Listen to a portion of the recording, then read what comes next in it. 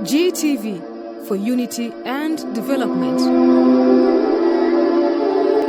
بسم الله الرحمن الرحيم.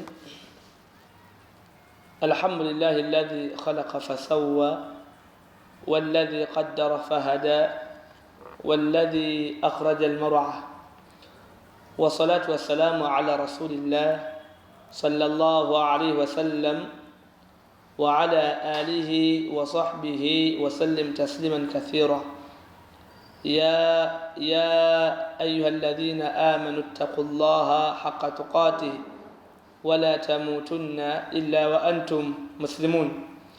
يا أيها الناس اتقوا ربكم الذي خلقكم من نفس واحدة وخلق منها زوجها وبث منهما رجالا كثيرا ونساء، واتقوا الله الذي تساءلون به والأرحام إن الله كان عليكم رقيبا. Abatamwina abibitibwa okuva mu bitundu by'eggwanga ebyenjawulo omuli abasinziira mu kibuga kyaffe ekikulu Kampala, abasinziira e Jinja, abasinziira e Mbarara, yonna gye musinziira, abasinziira e Mbale okutulaba, tubagamba nti mukola kyamaanyi nnyo. Saba Allah subhana Allah abirenga abuwamu ekisinga okuba ekirungi. Nga bulijjo tuba tuguse ku mpewo wano ku Global Television oba giyite GTV okubeerako n'ensonga ez'enjawulo ze twejjukanya ku ddiini yaffe. Okola kyamaanyi nnyo okulondawo GTV okubeera nga ebuutikidde amakaago. Saba Allah subhana atuwe ekisinga okuba ekirungi mu ekyo. Ibaada, kigambo kye tuyita ibaada nga Sheikh al-Islam bwe yagamba ti ismu jami' likulli ma yuhibbuhu Allah wa yardaahu, linnya erikuŋŋaanya erigatta byonna Allah byayagala era nga abisiima Allah. Mu mbeera bwetyo tuyina ibaada za bika bingi. Tuyina ibaada nga za qalbiya, za mutima, ne tubeera ne ibaada nga za badaniya, za mubiri, ne tubeera ne ibaada nga zigatta wakati w'omubiri n'omutima. Olwaleero mu darusu yaffe eno tugenda kutambulira hawla qadiyatu al-imaniya min usuli aqidatu al-muslim. Tugenda kwogera ku bimu ku bikolo ebyenzikiriza omusiraamu yenna byalina okuwangalirako hatta yalqa rabbahu, ng'era byogenda okuwangalirako mpaka omuntu lwagenda okusinkana Allah we subhanahu wa ta'ala. Tugenda kwogera ku kwagala omubaka Muhammad sallallahu alayhi wa sallam, oba kiyite mahabbatu nabiyyi sallallahu alayhi wa sallam, omuntu okubeera nga obulamu bwe bwonna ayagala omubaka Muhammad sallallahu alayhi wa sallam okusinga ebintu byonna by'oyinza okulowoozaako oluvannyuma lwa Allah subhanahu wa ta'ala. Ekituufu kiri awatali kubuusabuusa, ensonga zeeyogerera omuntu lwaki yandibadde musaale nnyo, yandibadde muyitirivu nnyo mu kwagala omubaka Muhammad sallallahu alayhi wa sallam. ekisokera ddala okusinziira mu hadithi ya Abdullah ibn Umar radiyallahu anhuma uyatugambira nti omubaka alayhi salam yagamba nti buniya al-islami ala khamsin, obusiraamu buno bwazimbibwa ku mpaji ttaano. Empaji esooka shahadatu an la ilaha illa Allah, ye muntu okuvayo n'akakasa nti teriyo kisinzibwa mu butuufu bwa kusinzibwa okujja ku Allah. Ekyokubiri wa anna Muhammadan abdullahi wa rasuluhu, ye muntu okubeera nga akakasa ti omubaka Muhammad sallallahu alayhi wasallam muddu we era mubaka we. Ekituufu kiri omuntu tayinza kubeera musiraamu owannama ddala okuleka nga akakasizza ti omubaka alayhi salam muddu wa Allah era mubaka we.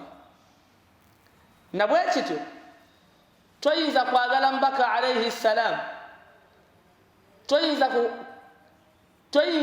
kukkiriza mubaka alayhi salam okuleka nga omaze kumwagala. Ebiseera ebisinga omuntu bw'obanga tomwagala tayinza kulagira n'okola. Omuntu bw'abanga tomwagala owulira nga toyagala nakuwulira ki kyagamba, wabula omuntu buli w'obanga omwagala buli kyalagidde okola, buli kyalagidde okola. Ebyokola birako wano bingi nnyo. Abalina abakyala eka ezimu ku signs kwozulira nti omukyala ono yankoowakowadda, oba omukyala akbayinza okutegeerera nti omusajja yankoowakowadda, kwe kubeera nga omusajja ne woba oyogedde omukyala aziimuula. Munange mpa ku kyayi nyweko, mbwa gw'omanyiira nze. Sajja tunasituka mpolampola n'agenda neetera mu kyayi.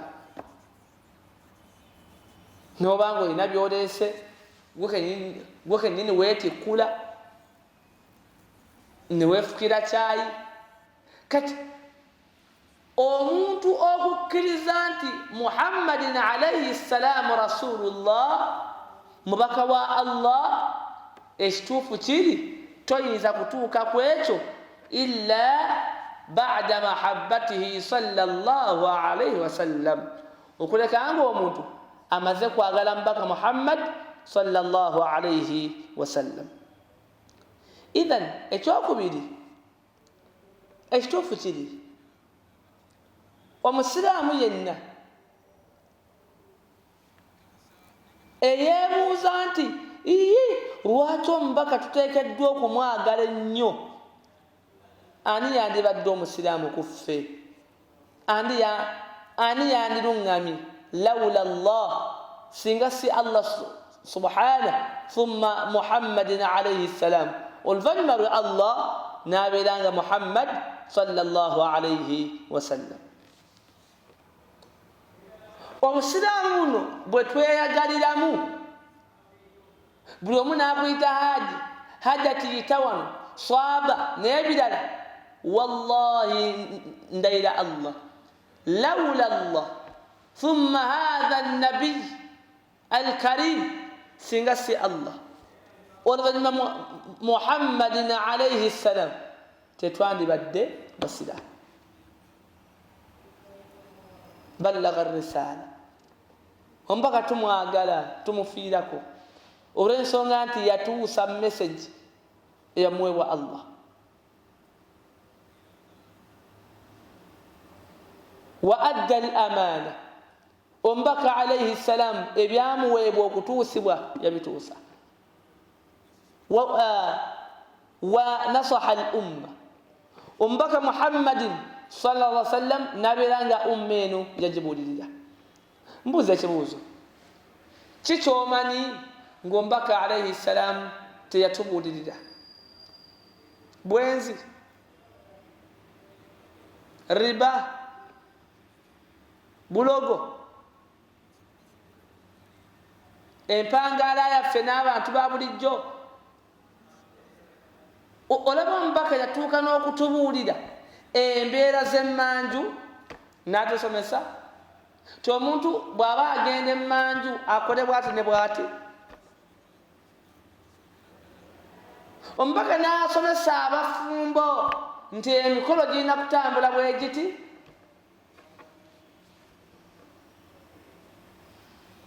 Kati omubaka tumwagala nti yabuulira ekibiina kye sallallahu alaihi wasallam, yagenda okufa nga talina kalungi konna kalesseeyo okuleka nga akagambye umma ye, era nga talina kabi konna kalesseeyo okuleka nga atubuulidde nti abange bantu bange waliwo akabi. Byonna ebyetaagisa okuyingira ejjana omubaka yagenda okufa nga byonna abitugambye. Kyobalaba nabbi n'atugamba nti kullu ummati, abantu b'ekibiina kyange kyonna yadkhuluuna aljanna, bagenda kuyingira ejjana, illa man aba, okuliko yenna agenda okugambibwa nti yingira ejjana agaane. Qiila waman yaba ya rasulallah, basahaba ekyavaamu kwe kumubuuza nti owange gwe omubaka, muntu kyoyo bantu kyabo abayinza okugambibwa nti yingira ejjana ya Allah n'atagiyingira? Mbaka naga nti man ataani, yenna agenda okungoberera mu bye mulagidde okubeera nga akola, dakhala aljanna, wakuyingira jjana. Waman asaani, n'omuntu yenna ananjeemera nga nina kyeŋŋaanye nti ekyo temukikola, dakhala annaar, ategeere butegeezi nti Allah agenda kubeera nga amwokya. Abooluganda, omubaka tumwagala alaihi ssalam, era nga kitukakatako kubanga yatuusa kwegamba eri umma, n'atubuulirira sallallahu alaihi wasallam, mbagambye teriyo kyali kyetaagisa kutubuulira omubaka alaihi ssalam nga teyakyogera. Kati mu mbeera eyo ne kibeera nga okumwagala kikakata ku buli mukkiriza yenna. Era ensonga eno nayongedde okugyewuunya. Aya eno gyengenda okubasomera eri mu suratu Tawba aya ya 24. Yagamba Allah nti qul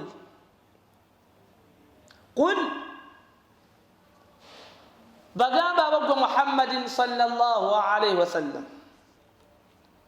in kana abaukum, bwe kibeera nga bakitammwe, taata wakuzaala yennyini, wa abnaukum, n'abaana bammwe bemuzaala,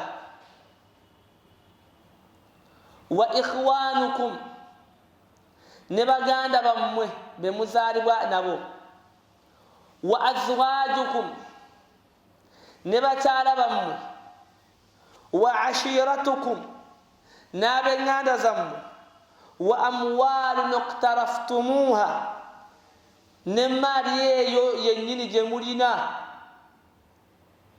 wa tijaratun takhshawna kasaadaha, kabeere ebyobusuubuzi byammwe, wa masakinu tardawunaha, kabeere ebisulo bye musulamu, amayumba bwaguuga, embiri zammwe ezo bwe kibeera nga ahabba ilaikum. Allahu akbar. Bwe bibeera ebyo nga ahabba ilaikum, nga byagalwa nnyo gye muli, min Allahi, okusinga Allah, wa rasulihi, nombakwe Muhammad sallallahu alaihi wasallam, wa jihadin fi sabilihi, era nga emmaali yammwe, abaana bammwe, bakitammwe, nga ebintu ebyo mubyagala nnyo okusinga Allah n'omubaka Muhammad sallallahu alaihi wasallam, n'okulwana mu kkubo lya Allah nga mubyagala nnyo okusinga Allah n'omubaka we, yagamba Allah bwe kibeera nga kiri bwe kityo fatarabbasu hatta ya'tiya Allahu bi amri abange mulindirire ng'ekiragiro kya Allah kizze gye muli mulindirire Allah kyagenda okubakola Allah agambye bwe kibeera nga emmaali yammwe ebisulo byammwe abazadde bammwe ab'eŋŋanda zammwe abaana bammwe nga mubyagala nnyo okusinga Allah n'omubaka we n'okulwana mu kkubo lye Allah agabye woningi nti iwe fatarabbasu mulindirire hatta ya'tiya Allahu bi amri tuusanga Allah aleese ekiragiro kye nagamba Allah nti wallahu abange mukimanye wallahu la yahdi alqawma alfasiqin owekitiibwa Allah talungamya kibiina ky'abantu nga boononefu baganda bange aya eyo nze byengitegeddemu kwe kutulaga nti omuntu yenna okwagala omubaka alayhi salaamu si kyabweragalira etteeka ekyokubiri okusuubiza okw'amaanyi Allah kwakoze ku muntu akulembeza okwagala kwe oba okwagala kw'ekintu kyonna okusinga Allah we n'omubaka we n'okulwana mu kkubo lye baganda bange ma haluna maa mahabbati rasulillah embeera yange neeyiyo eyimiridde etya ya ukhta mwannyinaze eyimiridde etya n'okwagala omubaka Muhammadin alayhi salam ddala omubaka gwe tugamba nti twamukkiriza abange tumwagala sallallahu alayhi wasallam ng'amaka gaffe tetwagala gatambuzanga maka ge alayhi salam ng'okusuubula kwaffe tetwagala kukutambuzanga kukwe sallallahu alayhi wasallam abange eddala omubaka tumwagala ebyaddala nga tetwagala kumufaanana sallallahu alayhi wasallama mu nnyambala ye Allah kyava agamba nti qul in kuntum tuhibbuna Allah baganda bange bwe mba mugamba nti ddala mwagala Allah fattabi'uni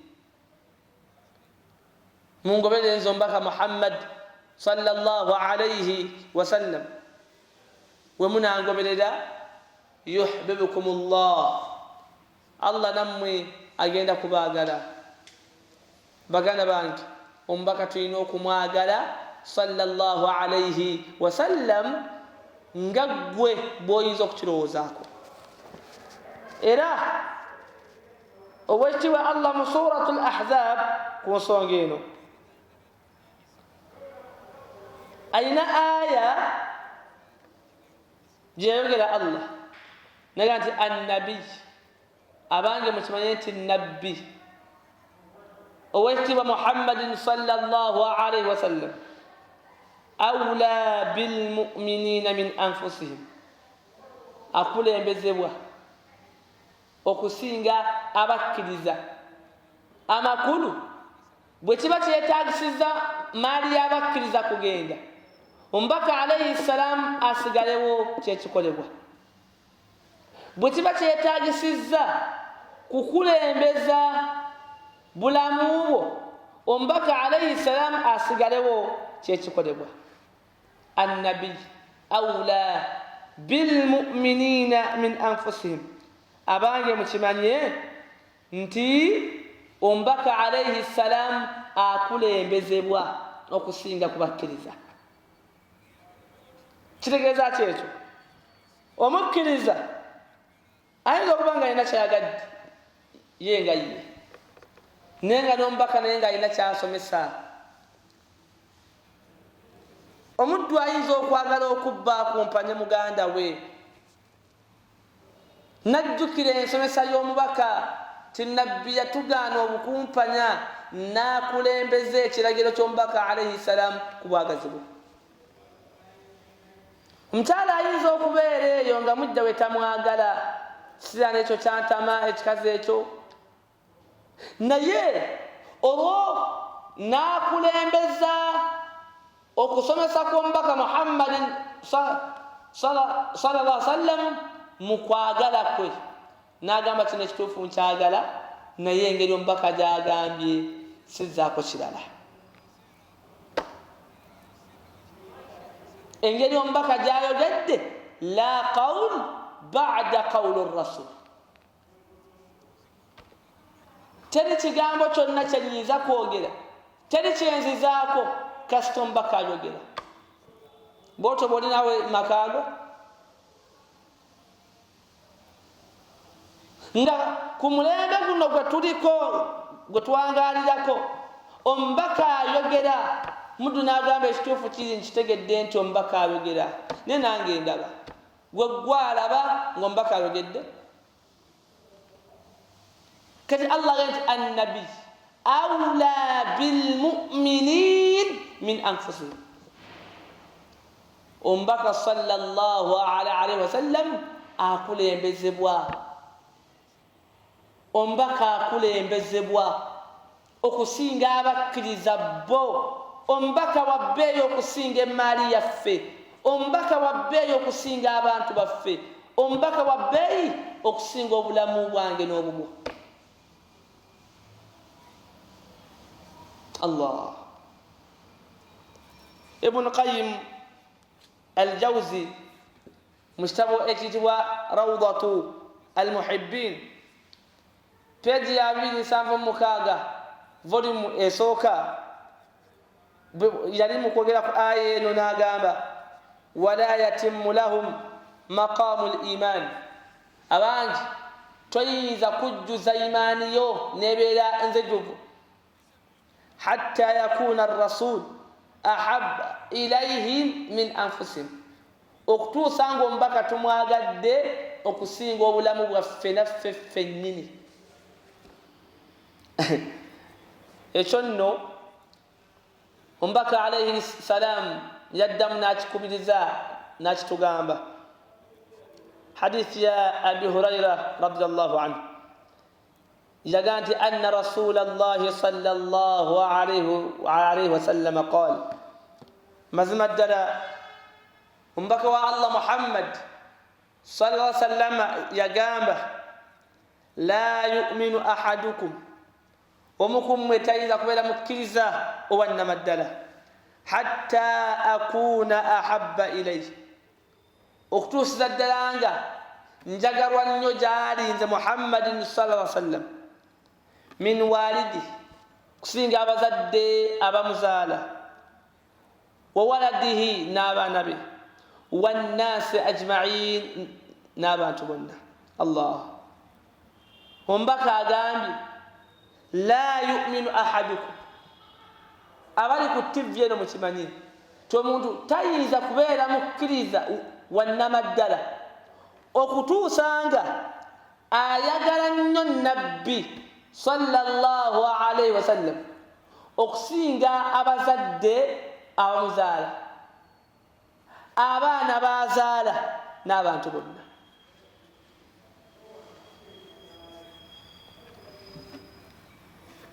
فهذا الحديث baganda bange mutumanye nti hadith eno min awdahi al-adilla, bwemu ku bujulizi obwajjanga buli kiriya bweyolefu ala wujubi mahabbati rasulu sallallahu alaihi wasallam, obulaga nti omuntu yenna gyakoma obaani kyatteeka ku ye, nga bwolaba essala, nga bwolaba okusiiba, kyatteeka ku ye okubeera nga ayagala omubaka Muhammad sallallahu alaihi wasallam. N'agamba lianna almu'mina, kubanga ayitibwa nti mukkiriza, la yastahiqu ismu al-iman al-kamil, tagwanibwa kuyitibwa mukkiriza omujjuvu wala yadkhulu fi nnajin era omuntu tayinza kuyingira mu gurupu y'abantu abawonye omuliro gwa Allah n'ebibonerezo bye hatta yakuna ar-rasul sallallahu alayhi wa sallam okusingira ddala okusinga ng'omubaka alayhi salam ahabba ilayhi ng'omubaka ayagalwa nnyo gyali min walidihi okusinga n'abazadde abamuzaala wa waladihi n'abaana be bazaala wannaasi ajma'in n'abantu bonna. ma ma'na hadha alhadith baganda bantu mulowooza omubaka sallallahu alayhi wa sallam yali ategeeza ati ebigambo bino yagamba an takuna awamira ar-rasul sallallahu alayhi wa sallam kwe kubeeranga ebiragiro by'omubaka Muhammad sallallahu alayhi wa sallam wannawahi nebyabaaganye sallallahu alayhi wa sallam falhubbu alqalbi n'obwagazi buno obw'omutima yastalzimu al-ittiba' bukakata okugobererwako okubeera nga omuntu agoberera omubaka Muhammad sallallahu alayhi wa sallam. N'agamba Allah فإذا كانت هناك محبة فعلية نتج عنها محبة كلام النبي صلى الله عليه وسلم وتقديمه على كل أحد وجعل أوامره ونواهيه نصب عينه الله أكبر. omuwandiisi wano kyategeeza ekitegeezebwa n'omuntu okubeera nga omubaka wa Allah amwagala nnyo okusinga bakadde n'okusinga abaana be n'abantu bonna kitegeeza muntu kukulembeza biragiro bye sallallahu alayhi wa sallam ne bwe kijjanga waliwo option endala kasita wabeera bwe kigambo ky'omubaka obanga omuntu yenga ye alina kiyandiyagadde nagamba naye omubaka yagaana endongo mbaka yasomesa endongo nti nedda naye nga gwe omutima gulya gwandijagadde olw'obwagazi bwo bw'olina ku mubaka Muhammad sallallahu alayhi wa sallam nogamba mukwano gwange yagaana sallallahu alayhi wa sallam sigenda kukola mbaga ng'eriko ndongo. oba ndi nammwe era ku nsonga eyo hadithi yajjira mu Bukhari sahihu al-Bukhari ngeri ku namba 632 hadithi ya Abdallah mutabani wa Hisham radiyallahu anhu yagamba nti kunna ma'a an-nabiy sallallahu alayhi wa sallam olunaku lumu twalina omubaka Muhammad sallallahu alayhi wa sallam yagamba wa huwa akhidhun biyadi Umar omubaka alayhi salam yali akutte ku mukono gwa Umar ibn Khattab faqala lahu Umar kyava agamba omubaka nti omubaka wa Allah nkwagala nnyo oyagalwa nnyo gyendi min kulli shay okusinga ebintu byonna illa min nafsi okuleka omwoyo gwange. Amakulu Umar agamba nabbi nti amwagala nnyo okusinga ebintu byonna okusinga ye obulamu bwe Umar n'omubiri gwe. Omubaka n'amugamba nti la Umar nedda walladhi nafsi biyadi ndayiro oyo Allah awaniridde omwoyo gwange mu ngalo ze hatta akuna ahabba ilayk min nafsik toyinza kubeera mukkiriza Umar owannama ddala okujjako nga nzonjagadde nnyo n'okusinga ggwe kennyini.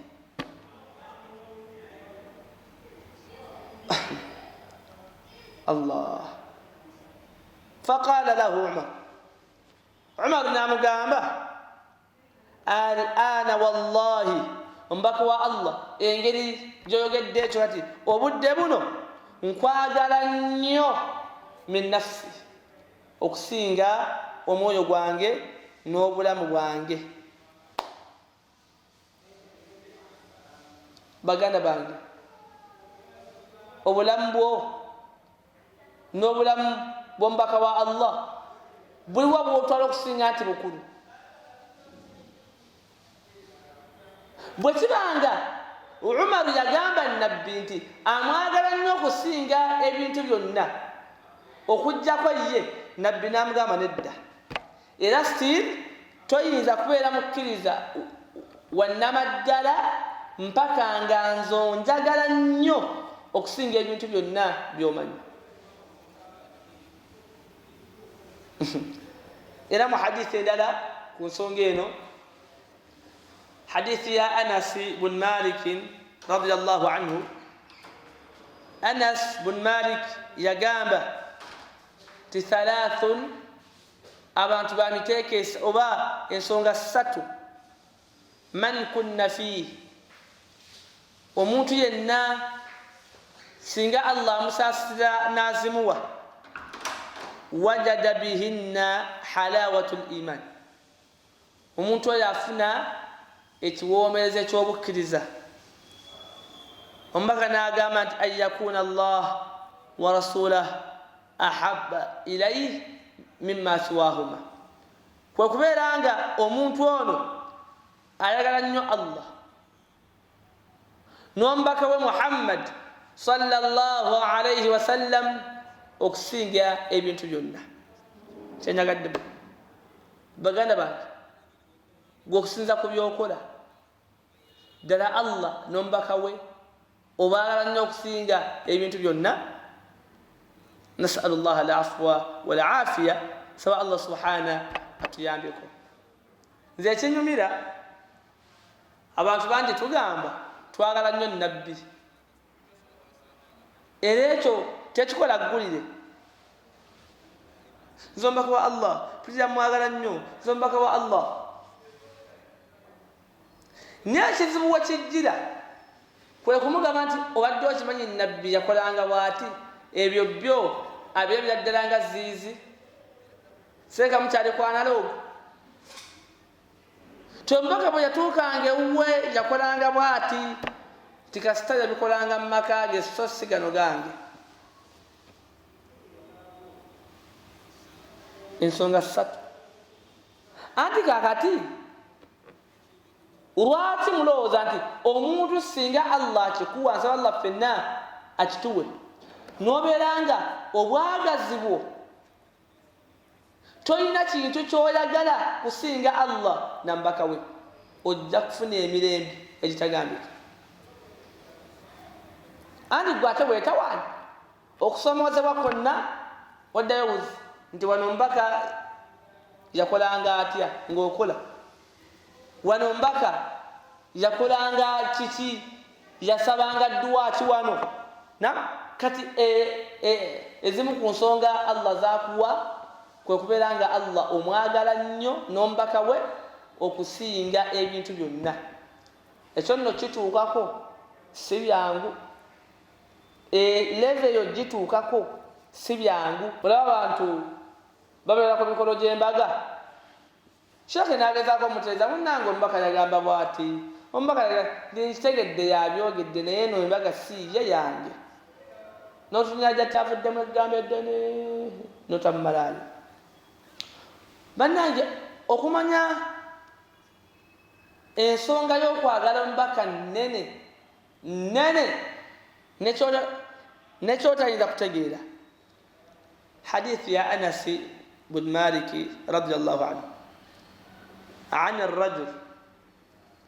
أنس بن مالك رضي الله عنه nga haditheno ajja kumusajja alladhi jaa, omusajja oyo yajja فسأل النبي صلى الله عليه وسلم مسجويو نابو زبك محمد صلى الله عليه وسلم نام غابا يا رسول الله وانغي غومبك والله متى الساعة مبكا مبوداكو غولوزا انكملو يدي فأعرض عنه مبكا عليه السلام ومسجل نام يسامبا أما كل ناتمانو كلا ثم عاد إليه سجدت شامريدا ناكم أو إلى نام الديدا نام بوزش بوزو تشمو يا رسول الله متى الساعة إن كملوا يدي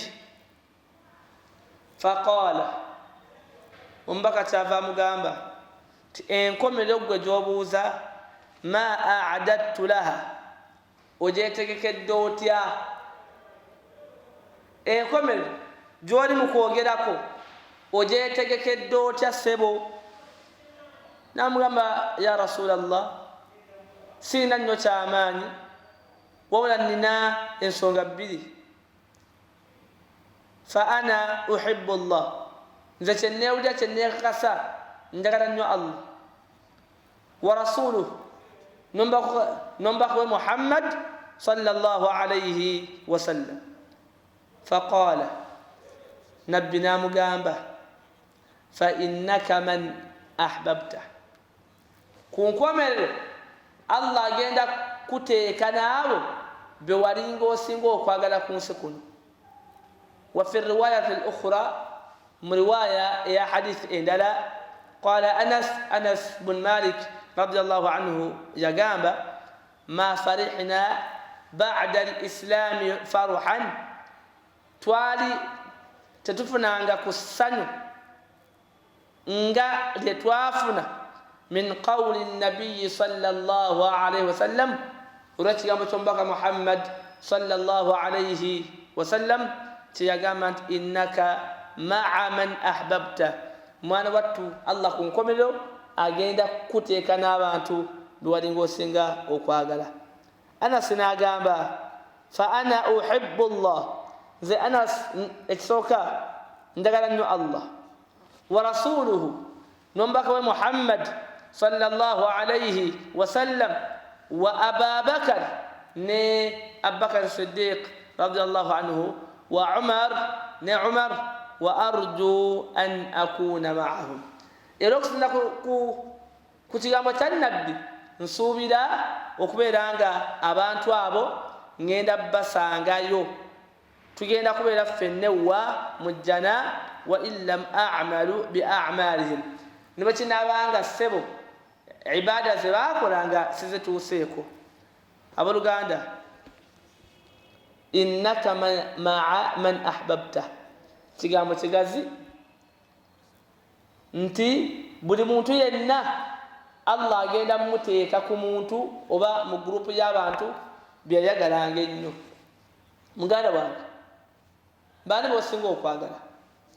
Olaba Allah wagenda okukukwata ku nkomerero akuteeke mu ba comedians? Olabe Allah bwagenda okukuteeka ku nkomerero Allah akuteeke mu bayimbi? Ombuze ya Allah, ate kiki nze nga siyimbangako? Allah gamba nti omubaka wange yagamba ng'abategeeza ti innaka ma'a man ahbabta, buli omu agenda kubeera n'enfanfeewe ku nkomerero. Era mu mbeera eyo hadithi ya Abi Hurayra radiyallahu anhu yanyumya bino, yagamba inna min ashaddu nnasa li hubban, mazima ddala abamu ku bantu nga banjagala nnyo nnyo ekisusse, naasun bagenda kubeera kika ky'abantu yakunuuna ba'di, naye ng'abantu abo bagenda kudda luvannyuma lwange, yawaddu ahaduhum law ra'ani bi ahlihi wa maalihi. Omubaka aga nti abantu abalijja oluvannyuma lwange bagenda kwegomba olw'okunjagala ennyo, bagenda kwegomba at least bwe kibanga kyetaagisa maali yonna egende ng'omusajja takiinaamu kiki mutawaana kasitaabanga alabye omubaka Muhammad sallallahu alayhi wasallam. Saba Allah tuteekemu abo abawulira nga balulunkana okubeera nga balaba omubaka Muhammad sallallahu alayhi wasallam. Baganda bange, katulabe ku dalailu mahabbatu nabiyyi sallallahu alayhi wasallam. Ezimu ku science oba obumu ku bubonero obulaga nti omuntu ayagala nnyo omubaka Muhammad sallallahu alayhi wasallam. Akasookera ddala nasratihi fi hayatihi, ekyo nno kyali kuba sahaba, omuntu okubeera nga ayaayaana okubeera nga ataasa omubaka alayhi salam mu bulamu bwe. nga balaba basahaba bwe bakolanga mu ntalo nga Abu Talha radiyallahu anhu yagamba omubaka nti ya Rasulallah, obusaale bwe bakanuga okukuba gwe omubaka wa Allah bukube munze. Omubaka wa Allah obwo obusaale obuyitiŋŋana at least bukube munze naye nga gwe omubaka tebukubye. Ekikolwa kya Ali radiyallahu anhu okusigala mu nnyumba y'omubaka nga nabbi asenguka ava e Makka agende Madina, Ali n'asigala mu buli bwa nabbi Muhammad sallallahu alayhi wasallam. Kati emu ku bitegeeza omuntu okwagala omubaka alayhi salam bane kwe kubeera nga omuntu ataasa nabbi bulamu bwe, era ekyo kyali ky'abasahaba era bakikola. N'agamba wa nasrati sunnatihi ba'da mautihi, n'omuntu okubeera nga ataasa sunna ze oba enkola ze oluvannyuma lw'okufa kwe sallallahu alaihi wasallam. Baganda bange, emu ku biraga omuntu nti ayagala nabbi sallallahu alaihi wasallam kwe kuzza enkola ze. Abantu bangi ku mulembe guno tugayaliridde nnyo enkola z'omubaka Muhammadi sallallahu alaihi wasallam. Abasinga obungi kasitolera nti ekyo sunna, sheikh ani sunna, sheikh tabuuza nti ani yakola kino oba kumanya ani yakola ekyo oba kubeera n'obusobozi wanditadde mu nkola. Taasa sunna z'omubaka alaihi salam. Ne ya subhanallah, ate osanga omusiraamu nga yatamwa enkola y'omubaka. Bavuga nti omubaka yasuubulanga bw'ati nga takkiriza, omubaka yafumbizanga bw'ati sallam nga takkiriza, omubaka yasabanga bw'ati nga takkiriza, omubaka yayambalanga bw'ati nga takkiriza, omubaka yakuzanga bw'ati abaana nga takkiriza. Abamu batuuka n'ogamba munaatuleetako olujanja, buli kimu sunna. Kati oli okumugamba nti emmere egudde tugijjawo awakana. Mmere singa egwanga omuntu alya, nabbi yasomesa tugijjewo. Mpaka n'asomesa nti singa enswera ejjanga omuntu ali mu kunywa kyakunywa, mpaka n'alagira nti ennyikibwemu. Ebyo byonna tetwagala kumanya. Kati ebimu ku bitegeeza nti omuntu ayagala nabbi kwe kubeera nga ayaayaana okubeera nga akola atya, ateeka mu nkola obanga ataasa enkola z'omubaka Muhammad sallallahu alayhi wasallam. Omwalimu n'agamba nti amma nasratuhu haalu hayati, wabula ensonga y'okumutaasa omubaka nga mulamu, fahadha mimma khassa Allahu ta'ala bihi ashabuhu, ekyo nno byemu ku bintu owekitibwa Allah bye yawa basahaba nga byali byeyawulidde ku bo bokka. Kuba kati omubaka yafa ogenda mutaasiza wangi, wabula bali basahaba abawangala naye sallallahu alayhi wasallam ekituufu kiri omulimu bakola ekyetaagisa kyonna okubeera nga bataasa omubaka Muhammad sallallahu alayhi wasallam. Sheikh naga nti waqad qaamu bima awjabahu Allahu ta'ala alayhim min nasrati nabiyyina sallallahu alayhi wasallam. Ekituufu kiri kyonna ekyetaagisa okubeera nga kyali kigwanidde okukolebwa mu kutaasa omubaka alayhi salam, ekituufu kiri nti basahaba bakikola.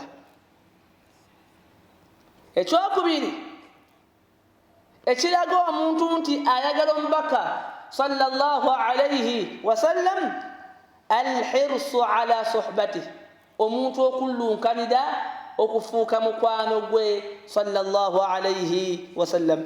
Sheikh nagamba wa hadha mimma ikhtassa bihi as-sahaba aidan, era kino kyali Allah yakiwa basahaba bokka. Lwaki? Anti be bawangala naye sallallahu alayhi wasallam, wakati ffe tetwaliyo. Nagamba walana minha at-tamanni, wabula ffe kyetulina okukola kwe kwegomba ti ba'da Allah, singa naliwo ng'omubaka waali nandirwanye, kitegedde, nabeera nfaafe wange, nabeera mukwano gwange. Yaqulu al-imam an-Nawawi rahimahullah, imam an-Nawawi Allah amsaasire, yagamba mu sharhu sahihu Muslim ku peji ya 16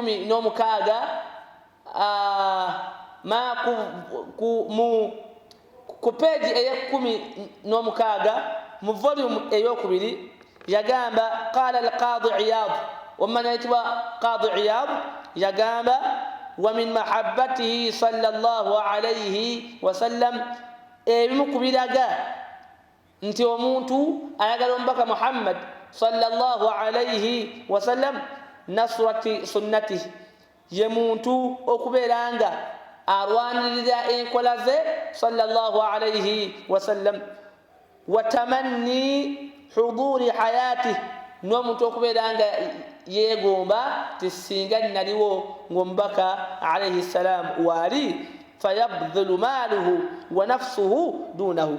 Nomuntu okubeera nga muli awulira yeegomba singa yaliwo ngombaka waali nabeera nga awaayo emaali ye n'obulamu bwe. Ensonga eyokusatu eraga omuntu nti ayagala omubaka Muhammad sallallahu alayhi wasallam, yagamba fala ya'qil an tadda'i mahabbatuhu sallallahu alayhi wasallam. Tekijja mu bwongo, si kya bugunjufu omuntu okugamba okulowooza nti omubaka amwagala nnyo naye nga wala hadda laka min sunnatihi, nga toyina kyokola mu nkola ze sallallahu alayhi wasallam. Nagamba inna almahabbata alhaqiqa, abange okwagala omubaka okwaddala la budda an yatawallada minha at-ta'assi bihi sallallahu alayhi wasallam limahabbati alhaqiqiyya yattabi'uha alittiba'i limanhajihi wa tariqihi. Abange tekina muntu wayinza kukivaamu agamba nti ayagala omubaka Muhammad sallallahu alayhi wasallam okulekanga enkola ze zino kufaananako. Sebo nnyabo atugamba nti omubaka omwagala nnyo, ennyambala gy'oyambadde bwe yasomesa bw'atyo, enfaanana gy'ofaanana gye yasomesa alayhi salam tufaananemu. Bw'olabanga omubaka bwe yasomesa gwe si byokola, enfaanana ye gwe si gy'ofaananamu sallallahu alayhi wasallam, mwana wattu oyinza okuba nga weekutte ku bisubi. Yagamba Allah nti qul, bagamba abogwe Muhammad, in kuntum tuhibbuna Allah, bwabeeranga ddala bawulira baagala Allah, fattabi'uni, bagambe bangoberere nze omubaka Muhammad sallallahu alayhi wasallam, wabana akikola yuhibbukumullah nabo Allah akugamba agenda kubeera nga abaagala. Idhan okwagala nabbi si byakwogera bwogezi mu bigambo bassebo ne bannyabo, wabula ezimu ku nsonga eziraga nti omuntu ayagala nabbi kwe kuteeka mu nkola ebiragiro bye n'endagiriro ze sallallahu alaihi wasallam. Omulundi ogujja insha Allah tujja kutandikirawo, tukyali ku nsonga eno ey'okwagala omubaka Muhammad sallallahu alaihi wasallam. Beera naffe tuva ku Gi TV, nkoze ne mukama wange Kiwanuka Rashid. وبارك الله فيكم وجزاكم الله خيرا في الدنيا والآخرة. السلام عليكم ورحمة الله وبركاته.